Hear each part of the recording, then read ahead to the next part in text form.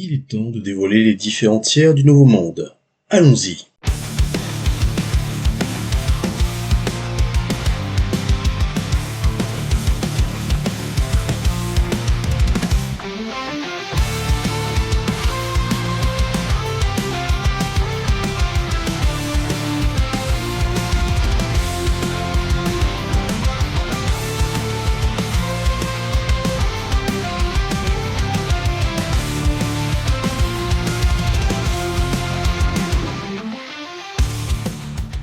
Alors, à savoir qu'au moment où Luffy est revenu de son entraînement, il pouvait, dans sa forme normale, one-shot un pacifista de l'époque. C'était également le cas de Zoro et Sanji. Là où, avant le timeskip, l'ellipse, l'équipage entier eut un combat très difficile pour en battre un seul. Donc, la tier list du Nouveau Monde est d'un tout autre niveau, d'une toute autre dimension question puissance, comparée à celle de Paradise. Commençons par le plancher, c'est-à-dire le tiers des personnages les plus faibles du Nouveau Monde. Ceux-là sont à peine à leur place dans ces lieux, et ne survivent généralement qu'en servant des maîtres plus puissants. Un bon exemple est Barbe Brune, le chef de la sécurité de Punk Hazard. Sur Paradise, il serait un capitaine compétent, résistant et avec un certain sens tactique. Mais dans le Nouveau Monde, il est tout juste bon à cirer les pompes de César Clown. Ceux qui se tiennent directement au-dessus d'eux sont les toujours relativement faibles, low tier du Nouveau Monde. On peut y mettre les plus faibles officiers de la famille Doflamingo, comme par exemple Sinner Pink. Eh oui, désolé les fans de Sinner Pink, mais comparé au reste, il est relativement faible. Ils sont plus compétents que la normale et peuvent poser problème à plusieurs, mais sont toujours pas assez compétents pour être leur propre capitaine sur cette mer. Ensuite, nous avons les middle tier, qui commencent à être intéressants, car capables de diriger leurs propres équipages ou organisations indépendantes sur les terres du Nouveau Monde. La plupart des plus puissants combattants du Colisée de Dressrosa, qui rejoindront la flotte de Luffy, appartiennent à cette catégorie. Et parmi les hommes de Doflamingo, on a Bellamy, post-timeskip, qui fait partie de cette tier list. Plus haut, nous avons le tiers des personnes considérées comme puissantes même pour le Nouveau Monde. Ceux qui appartiennent à cette catégorie sont tous capables de one-shot un pacifista pré-ellipse. Quasiment tous les officiers supérieurs de Doflamingo appartiennent à cette catégorie, Diamanté et Pika notamment, mais le plus puissant parmi eux était son bras droit, Vergo. Il est rare que quiconque atteigne ce tiers sans maîtriser le haki. Et vous voyez où je veux en venir. Tout en haut de l'organisation se tient Doflamingo dit Joker. Qu'est-ce que j'appellerais un top tier de Paradise? Les top tiers sont véritablement les grandes puissances qui influent sur tout Grand Line en dehors des empereurs et de leur équipage, à moins qu'ils en fassent partie eux-mêmes bien sûr. Le tiers supérieur des Shichibukai, tels Jinbei et justement Doflamingo, sont dans cette catégorie ou proches.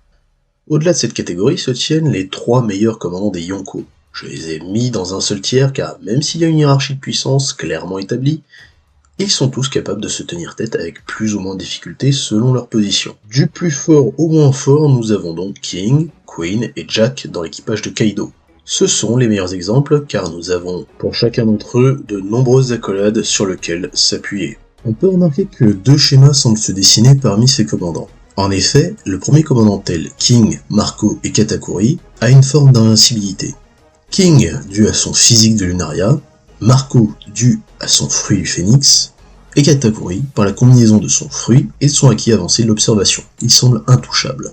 Le troisième commandant, tel Jack, Cracker ou Jaws, semblent être de véritables tanks destinés à combattre des armées entières par eux-mêmes. Jack en particulier fut capable de battre une armée de Sulong. Le second commandant en revanche ne partage pas de traits particuliers avec ses égaux. Au-delà de ce niveau, nous avons les low Yonko, ou bas Yonko en français, ou ceux qui sont en marge du niveau Yonko, ou encore les intermédiaires bas. Dans cette catégorie, je regroupe ceux qui ont été un jour niveau Yonko, mais ont perdu ce niveau pour X ou Y raison. Dans le cas de notre exemple, Silver Riley, la vieillesse et le manque d'entraînement.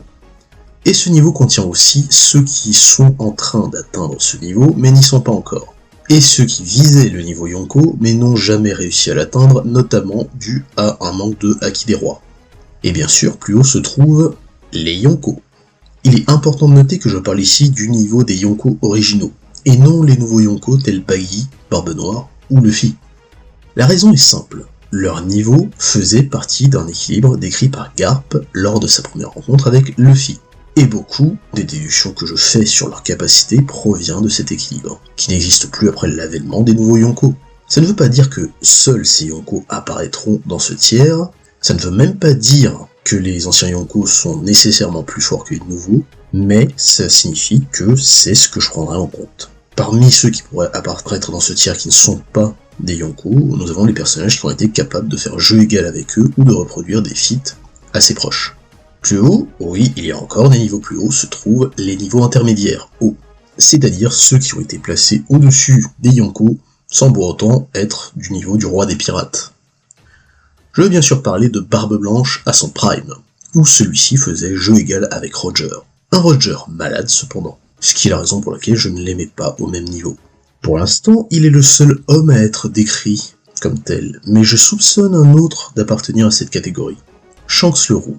Je dis ça notamment car celui-ci a été capable de stopper Kaido, et on connaît la bête, et d'aller à Marineford sans dégâts. Je ne le placerai pas dans la tier list cependant car on n'a toujours pas assez de sites pour établir jusqu'à quel point il est fort.